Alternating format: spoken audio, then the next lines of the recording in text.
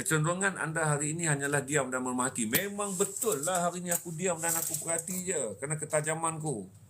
Tetapi apabila anda bersuara, yakinlah anda akan mempengaruhi orang lain. Betul lah tadi dekat kantin aku cakap, kawan-kawan aku dengar cakap aku. Betul pula, semua bulan saya tu betul.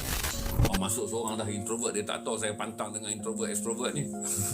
Nantilah introvert extrovert saya dah selalu cerita, jangan percaya lah tuan-tuan. Introvert extrovert ni, aduh.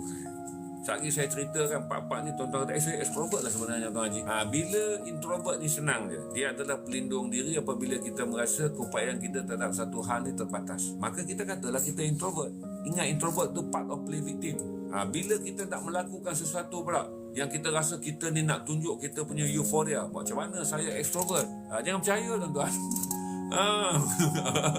Hidup ni kalau tengok kan, apakah ciri-ciri introvert? Tuan-tuan akan jatuh introvert lah sebab ciri-ciri dia seronok. Introvert adalah orang yang berdiam tapi melihat persekitaran dengan pandangan yang tajam. Introvert adalah orang yang menyendiri tetapi mereka tahu siapa yang hadir di keliling mereka. Introvert adalah orang yang tidak banyak bercakap tetapi dalam diri kita banyak kebetulan. Saya introvert sebenarnya. Pasal dekat introvert tu ada banyak benefit.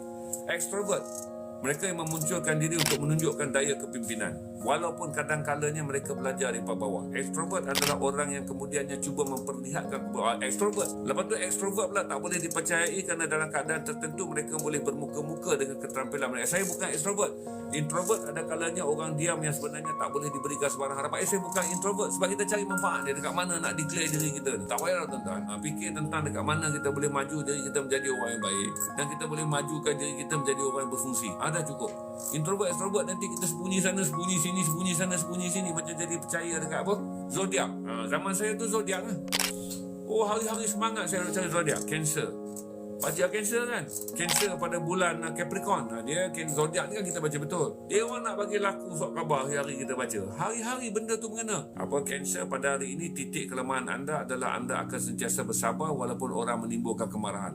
Seronok kita. Hari ni memang aku sabar. Yati tak jawab pun aku kata hai kat dia. Aku sabar banyak dengan cikgu zaman saya sekolah. Aku sakit hati betul dengan kawan-kawan. Kita akan paksa diri kita masuk dalam kasut tu. Kerana kasut tu disediakan untuk melegakan kita. Bagaimanapun orang Cancer, sekiranya anda berusaha hari ini adalah hari yang terbaik untuk anda menukar apa yang selama ini menjadi kelemahan. Memang aku nak tukar. Yati tak layan aku tak pergi kat dia. Aku tak akanlah patah balik. Tuan-tuan dah tahu zodiak menipu kita macam mana. Betul tak? Sebab zodiak tu disediakan untuk jual surat khabar tu. Kalau ada buku, dijual untuk buku tu. Tuan-tuan akan carilah kasut. Kena kasut dia. Dia sedia memang open shoes. One size fix all. Satu size dia fix all. Baca lah pula minggu depan. Saya baca pula zodiak saya Cancer, ketika tu bulannya adalah Capricorn. Apa dia aku tak ingat lah. Kecenderungan anda hari ini hanyalah diam dan memerhati. Memang betul lah hari ini aku diam dan aku perhati je kerana ketajamanku. Tetapi apabila anda bersuara, yakinlah anda akan mempengaruhi orang lain. Betul lah tadi dekat kantin aku cakap, kawan-kawan aku dengar cakap aku. Betul pula, semua bulan saya tu betul. Titik lemahnya pun disebut negatif, titik hebatnya pun disebut negatif. Akhirnya aku duduk ketagih baca surat khabar tu hari-hari. Terpaling tu dia.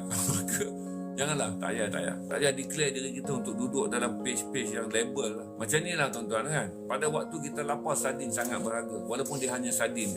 Berarti jangan letakkan diri kita. Karena kadang-kadang bila kita lapar, sardin pun kita kata sedap. Padahal kita kenyang. Kawan kita belanja Tony Lomas, kita kata apa salah rib dia ni banyak tulang berminyak merah macam pakai pewarna. Sebab dia faktor tu adalah faktor emosi kita je. Make it professional. As a human being ni, make it professional. Jangan involve any emotional yang boleh nak pacing-pacing ni. Orang jual kat kita banyaklah benda-benda yang saya kata pacing-pacing ni tak payah. Jangan brandkan diri kita yang nanti related untuk kita punya kemajuan. Tu saya introvert, extrovert ni. Anak saya naik dulu introvert, saya maki dia. Tak pernah dia kena marah dengan saya marah dia. Apa pula kau duk pergi label-label diri kau introvert, extrovert, tak ada satu hal pun.